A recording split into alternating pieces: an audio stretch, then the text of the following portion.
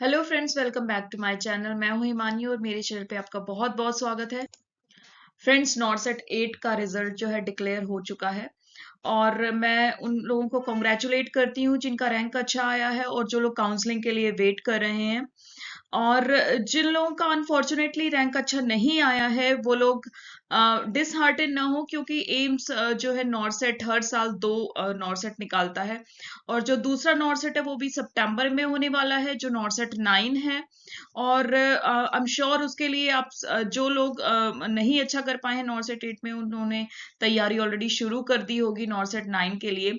और दूसरे भी नर्सिंग के रिक्रूटमेंट एग्जाम दे रहे होंगे जो भी गवर्नमेंट सेक्टर में निकलते हैं।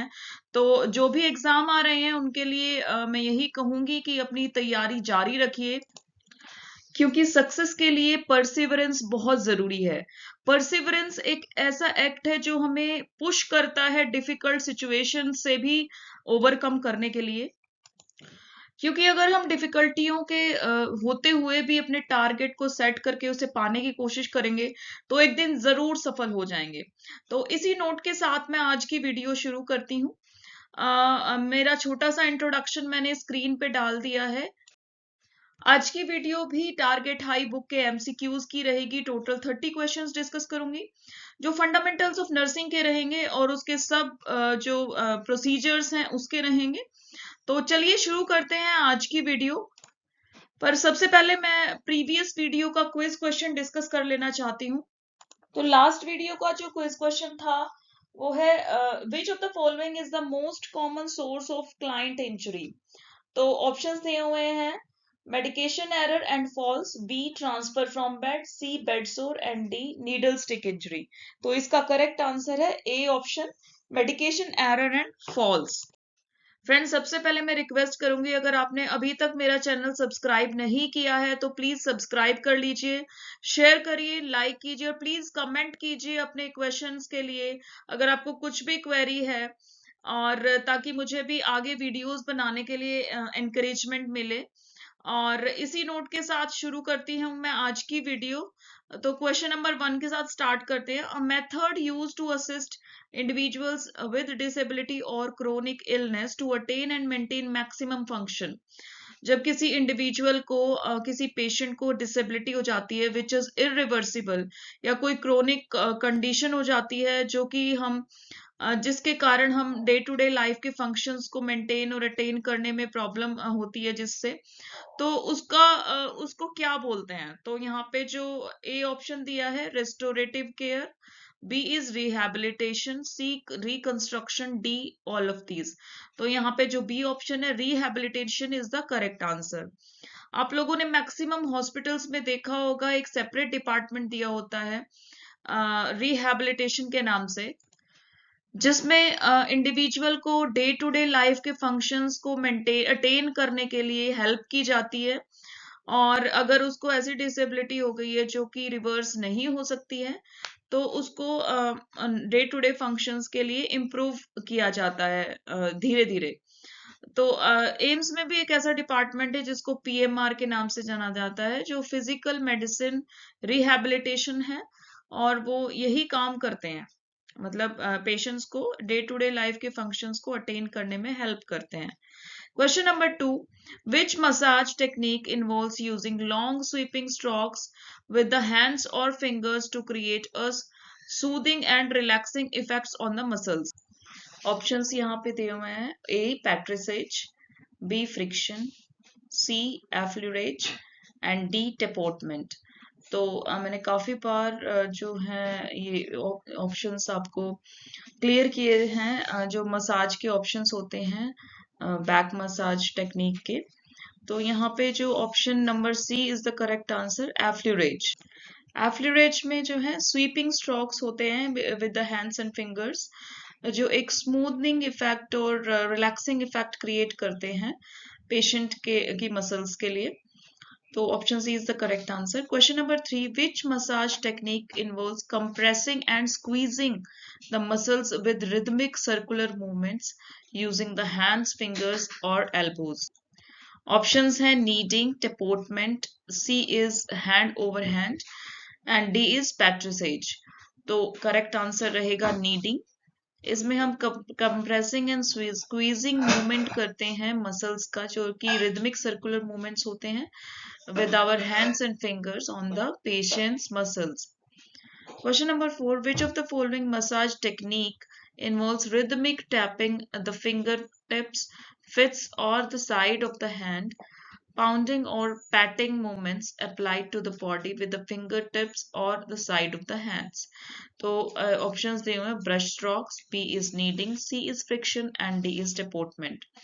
तो टिपोर्टमेंट जो है option D is the correct answer. इसको टैपिंग भी बोला जाता है, tapotement is also known as tapping. तो इससे हम टैपिंग रिदमिक मूवमेंट करते हैं, जो कि जो कि फिंगर टिप्स के थ्रू से होता है, या फिस्ट बना के भी किया जा सकता है, या हमारे साइड जो हैंड्स के साइड हैंड्स के साइड से भी हम उसको बैक मसाज दे सकते हैं, जो कि टेपोर्टमेंट होता है। Question number 5, which of the following is the purpose of A nursing discharge summary? तो नर्सिंग डिस्चार्ज समरी का पर्पस क्या होता है? A, to document patient's medical history and treatment plan. B, to communicate patient status and care needs to the healthcare team. C, to provide instructions to the patient and family regarding post-discharge care. And D, to ensure the patient's insurance provider is appropriately billed for the services rendered. तो यहाँ पे option C is the correct answer, to provide instructions to the patient and family regarding post discharge care. जो nursing जो discharge summary होती है, उसका यही purpose होता है कि फैमिली को और पेशेंट को पोस्ट डिस्चार्ज केयर के बारे में समझाना और इंस्ट्रक्ट करना, ताकि पेशेंट जब घर जाए तो प्रॉपरली अपनी केयर या उसके फैमिली मेंबर्स उनकी केयर कर पाए। क्वेश्चन नंबर 6, ये जो नर्सिंग डिस्चार्ज समरी होती है, कंटिन्यूटी ऑफ केयर प्रोवाइड करती है from the hospital to the home. तो इसीलिए ऑप्शन सी करेक्ट है। Question number 6, all retention enemas except, again except word जो आया है उसको ध्यान देना है। ए जो ऑप्शन है वो है stimulant enema, B nutrient enema, C oil enema and D emollient enema. तो रिटेंशन एनीमा जो होता है वो ऑयल एनीमा होता है, और ये एक टाइप का एनीमा होता है जो हम रेक्टम में होल्ड करने के लिए पेशेंट को देते हैं। ये टिपिकली 15 मिनट्स के लिए या 15-20 मिनट्स के लिए होता है, और पेशेंट जो है इसको होल्ड करता है। क्यों होल्ड करता है, इसका एम क्या होता है? या तो मेडिसिन डिलीवर करने के लिए इसको दिया जाता है, नहीं तो ल्यूब्रिकेशन के लिए और स्टूल सॉफ्टनर के लिए इसको दिया जाता है। तो यहाँ पे जो एम होता है is not to flush out the colon, but to deliver medication और सॉफ्टन द स्टूल्स। तो option C is the correct answer, oil enema. Question number 7, the maximum height at which the enema should be held while giving it is. तो maximum height क्या होनी चाहिए enema की, जो हम hold करते हैं पेशेंट को देते हुए? तो ऑप्शन दिए हुए 66 सेंटीमीटर, 45 सेंटीमीटर, 37 सेंटीमीटर या 30 सेंटीमीटर। तो करेक्ट आंसर है 45 centimetre, option B. Question number 8, if a client complains of severe abdominal cramps while administering enema, the nurse should, अगर पेशेंट को एनीमा देते हुए काफी क्रैम्प्स आ रहे हैं, तो नर्स को फर्स्ट स्टेप क्या लेना है? ए, continue to administer enema, B, slow the rate of enema, C, stop giving enema and D, administer analgesic। तो हमें immediately जो है एनीमा को स्टॉप करना है। तो option C is the correct answer. Question number 9, solutions used to evacuate enema is or are: A, soap and water solution, B, normal saline, C, tap water and D, all of these। तो यहाँ पे जो correct answer है वो all of these है, सारे ही correct हैं। सॉल्यूशन जो यूज होती हैं इवैक्यूएट एनीमा में, वो सोप एंड वाटर भी हो सकता है, नॉर्मल सलाइन भी हो सकता है, टैप वाटर भी हो सकता है, तो सारे ही करेक्ट ऑप्शंस हैं। Question number 10, amount of evacuate enema used in adult is. I hope evacuate enema is clear to all. Evacuate enema क्या होता है? ये एक टाइप का एनीमा होता है जो बावेल को एम्प्टी करने के लिए यूज होता है। तो यहाँ पे क्या पूछा गया? अमाउंट पूछा गया है इवैक्यूएट एनीमा में एडल्ट्स में। तो 500 to 1000 ml is the correct answer, option B. Question number 11, amount of evacuate enema used in children या चाइल्ड इज। तो चिल्ड्रन में होता है 250 से 500 ml मैक्सिमम जो है एनीमा का, इवैक्यूएट एनीमा। तो option A is the correct answer. Question number 12, solution used in oil enema is उरार। तो ऑप्शंस हैं olive oil, sweet oil, castor oil and olive oil 1:1 में, या ऑल ऑफ दीज। तो सारे ही करेक्ट हैं, सारे ही ऑयल्स जो हैं यूज किए जाते हैं जो है ऑयल एनीमा में। और ऑयल एनीमा में मैं आपको एक्सप्लेन कर चुकी हूँ क्या होता है ऑयल एनीमा। एक टाइप का रिटेंशन एनीमा होता है, मैं लास्ट स्लाइड में एक्सप्लेन कर चुकी हूँ आपको। तो यहाँ पे option D is the correct answer, all of these. Question number 13. Enema which irritates the mucosal lining and stimulates peristalsis is। Options दिए हुए हैं यहाँ पे, oil enema, B purgative enema, C carminative enema and D astringent enema. तो ऐसा enema जो mucosal lining को irritate करता है और स्टिमुलेट करता है पेरिस्टाल्सिस को, तो ये होता है purgative enema. Option B is the correct answer. यहाँ पे जो है मेन एम होता है परगेटिव एनीमा का टू स्टिमुलेट द रेक्टम, और जो बावल मूवमेंट्स हैं उनको इम्प्रूव करना, ताकि जो भी जो इम्पैक्शन है स्टूल्स का ड्यू टू कॉन्स्टिपेशन उसको इवैक्यूएट किया जाए। तो it's for relieving the constipation and stimulating the bowel movements. तो purgative enema is the correct answer. Question number 14, antispasmodic enema is also known as. जो एंटीस्पाज्मोटिक एनीमा होता है उसका काम क्या होता है? उसका काम होता है to relieve gas and bloating, specially in cases of irritable bowel syndrome, IBS के नाम से जिसको हम जानते हैं। उसमें हम कार्मिनेटिव एनीमा देते हैं। तो करेक्ट आंसर है कार्मिनेटिव एनीमा, जो है ऑप्शन नंबर सी, जिसको एंटी स्पाज्मोटिक एनीमा भी बोलते हैं। Question number 15, which enema which contracts the tissue, blood vessels, check bleeding and inflammation is. जो अगर बावल में कहीं टिश्यू इंजरी है, यहाँ पे वहां पे ब्लड वेसल्स की इंजरी है और ब्लीड कर रहे हैं ब्लड वेसल्स, या इन्फ्लेमेशन है, स्वेलिंग है, तो उसको रिलीव करने के लिए कौन सा एनीमा दिया जाता है?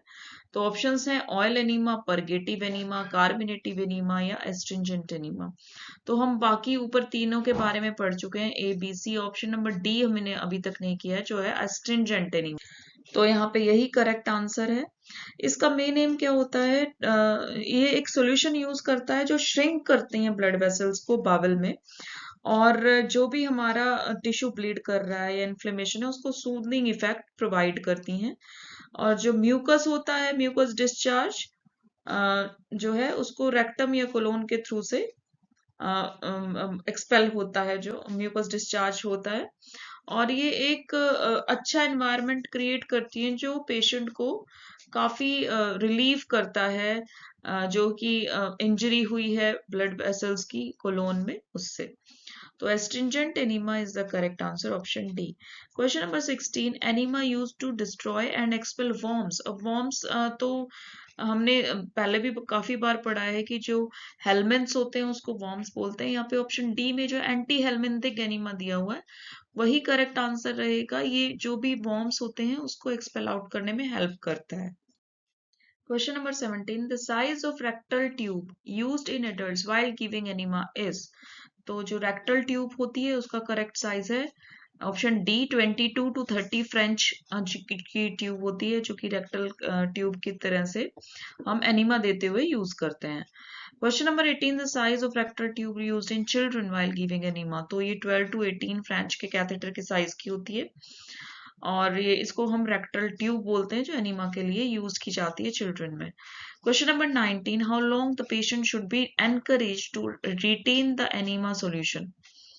तो ऑप्शंस दिए हुए हैं 10 to 15 minutes, 15 to 20 minutes, 20 to 35 या फिर 35 to 45 मिनट्स। तो करेक्ट ऑप्शन है 15 to 20 मिनट्स, जो मैंने पहले भी डिस्कस किया है।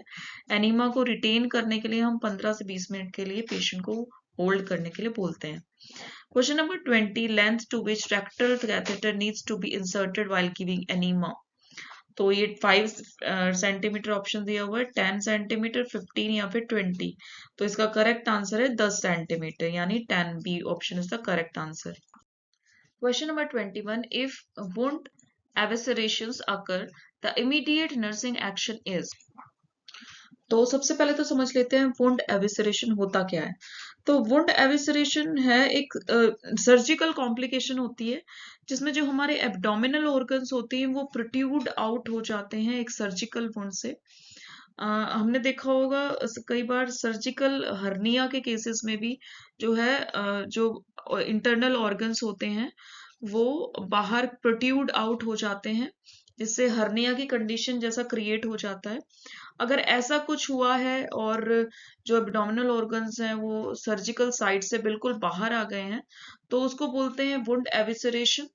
और इसके जो ऑप्शंस दिए हुए हैं अगर ऐसा होता है तो नर्सिंग इंटरवेंशन क्या होगी। तो ऑप्शंस दिए हुए हैं A cover the wound with sterile dry gauze, B leave the wound uncovered and pull the skin edges together, C cover the wound with sterile gauze moistened with sterile normal saline, and D cover the wound with water soaked gauze. तो सबसे पहले तो हमें sterility maintain करनी है क्योंकि internal organs हैं तो बहुत जरूरी है स्टेरिलिटी मेंटेन करना। तो गॉज जो हम कवर करेंगे वो तो स्टेराइल होना ही चाहिए, वो मॉइस्चर्ड भी होना चाहिए क्योंकि जो हमारे इंटरनल ऑर्गन्स हैं ऑलरेडी एक्सपोज्ड हैं तो हमें ड्राइनेस के कारण उनको इन्फ्लेम्ड नहीं करना है। तो हम स्टेराइल नॉर्मल सलाइन से उनको कवर करेंगे गॉज पीस से। Question number 22. Catgut suture belongs to which among the following category? तो आपने अगर ओटी में कहीं भी काम किया है अपने स्टूडेंट टाइम में या कहीं भी तो आपने डिफरेंट टाइप्स के सूचर्स के बारे में पढ़ा होगा और प्रैक्टिकली भी देखा होगा। तो कैटगट टाइप का एक सूचर होता है तो उसकी कैटेगरी के बारे में पूछा गया है। तो ऑप्शंस दिए हुए हैं ये synthetic absorbable suture, B synthetic non absorbable suture, C natural non absorbable suture and D natural absorbable suture.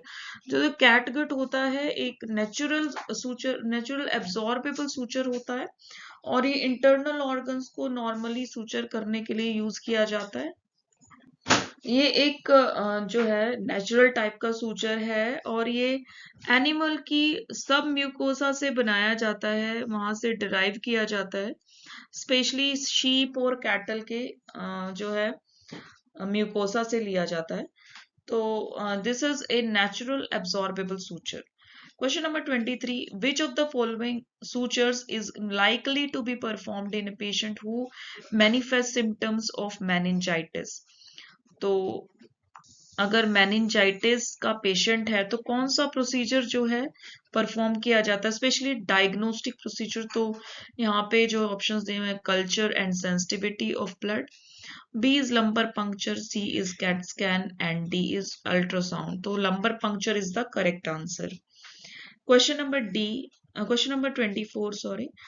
Catgut is made from the intestine of, अभी मैंने बताया है जो कैटगट होता है एक नेचुरल एब्जॉर्बेबल सूचर है। ये शीप या कैटल की, कोई भी कैटल या शीप जो चॉइस का होता है उसकी इंटेस्टीन से लिया जाता है, उसके म्यूकोजा लाइनिंग से लिया जाता है। तो option C is the correct answer, sheep. Question number 25. The image shown below is which type of suture? तो suture की इमेज दी हुई है एक और पूछा गया है कौन से टाइप का suture है। तो ऑप्शंस दिए हुए Ethilon, B is polydioxanone, C plain catgut and D is silk suture. तो यहाँ पे जो है इमेज है पॉलीडायक्सोनॉन सूचर की है। पॉलीडायक्सोनॉन सूचर क्या होता है, एक टाइप का सूचर होता है जो कि एब्जॉर्बेबल सिंथेटिक सूचर है। ये मोनोफिलामेंट का होता है और ये वेरियस सर्जिकल प्रोसीजर में यूज किया जाता है। This is a suture made of polymer polydioxanone and ये extended wound support and gradual absorption के लिए यूज होता है। जो वुंड जो है एक्सटेंडेड वुंड सपोर्ट के लिए जो रिक्वायरमेंट होती है और ग्रेजुअल एब्जॉर्प्शन होता है जिनमें, उनमें यही सूचर यूज किया जाता है, पीडीएस के नाम से भी जाना जाता है। तो फ्रेंड्स ऐसे सूचर का भी आपको इमेज दे देंगे और मतलब आइडेंटिफिकेशन के लिए एग्जाम में आ सकता है। Question number 26. Polydioxanone suture is normally absorbed in, ये जो टाइप का सूचर, इसको मैंने पीडीएस भी बोला है, ये कितने दिन में एब्जॉर्ब हो जाता है? तो करेक्ट आंसर है ऑप्शन नंबर डी, 6 मंथ्स कम से कम लगते हैं इसको एब्जॉर्ब होने में। तो ये काफी एक्सटेंडेड एब्जॉर्प्शन के लिए यूज किया जाता है। Question number 27, tissue reaction is most commonly seen in which type of suture? तो ऑप्शंस हैं C, sorry, A silk, B polydioxanone, C chromic catgut and D Vicryl. तो यहाँ पे करेक्ट आंसर है सिल्क। सिल्क एक नेचुरल टाइप का suture होता है जो कि सिल्क वॉर्म से डिराइव किया जाता है, और ये एक टाइप का नॉन एब्जॉर्बेबल सूचर होता है which can not be dissolve in the body. और जो हम सूचर समटाइम्स पेशेंट रिमूवल के लिए आता है तो नॉर्मली सिल्क सूचर्स होते हैं, और ये एक टाइप का सूचर है जिसको हम कट एंड रिमूव करते हैं, और ये जो पेशेंट का टिश्यू है उसमें जो है रिएक्शन भी दे सकता है। तो silk is the correct answer, option number A. Question number 28, name the following instrument. Name the following instrument, options हैं circular stapler, B is head skin stapler, C is Meerus haemorrhoid stapler and D is linear cutter. तो correct answer है Meerus haemorrhoid stapler. ये haemorrhoids यानी piles की surgeries में use किया जाता है। तो ऐसी इमेज भी आ सकती है जो कि आइडेंटिफिकेशन के लिए आप लोगों को दे सकते हैं। Question number 29, which of the following preservatives is used for packing catgut suture? तो कैटगट के बारे में पूछा है अगेन। ऑप्शंस हैं formaldehyde, B is glutaraldehyde, C is isopropyl alcohol, D sodium hypo hypochlorite. तो जब हम कोई भी सूचर खोलते हैं, ओपन करते हैं, तो उसमें थोड़ा सा लिक्विड केमिकल होता है। तो वो क्या होता है, यही पूछा गया कैटगट सूचर के लिए। तो option C is the correct answer, isopropyl alcohol होती है। क्वेश्चन नंबर 30, जो क्विज क्वेश्चन है आपके लिए, identify the correct order of Kubler Ross grieving stages. तो ऑप्शंस दिए हुए हैं, A depression, anger, bargaining, denial, acceptance, B denial, bargaining, anger, depression, acceptance, denial, C is denial, acceptance, bargaining, depression and anger, and D is denial, anger, bargaining, depression and acceptance. तो ये आपको stages identify करनी है। I hope आप comment में correct answer देंगे। Friends, ये मैंने 30 क्वेश्चन आज डिस्कस कर लिए हैं जो कि बहुत ही इंपॉर्टेंट है कोई भी नर्सिंग एग्जाम के लिए, जो भी आगे आने वाले कॉम्पिटिटिव एग्जाम है, specially focusing on NORCETs, then DSSP, railway, कोई भी नर्सिंग एग्जाम जो सीएचओ और दिल्ली एडमिनिस्ट्रेशन के या स्टेट के एग्जाम्स आने वाले हैं। तो आजकल जो क्वेश्चंस हैं वो सिनेरियो बेस्ड, इमेज बेस्ड आ रहे हैं ज्यादातर, और जो प्रैक्टिकल नॉलेज को फोकस कर रहे हैं। तो मैं चाहूंगी कि आप सभी जो एमसीक्यूज हैं उनको ध्यान से करिए, एंड प्लीज शेयर कीजिए अपने सभी उन फ्रेंड्स के साथ जो नर्सिंग के एग्जाम की तैयारियां कर रहे हैं। तो all the best for all the competitive exams. Thank you for watching my video. Bye bye.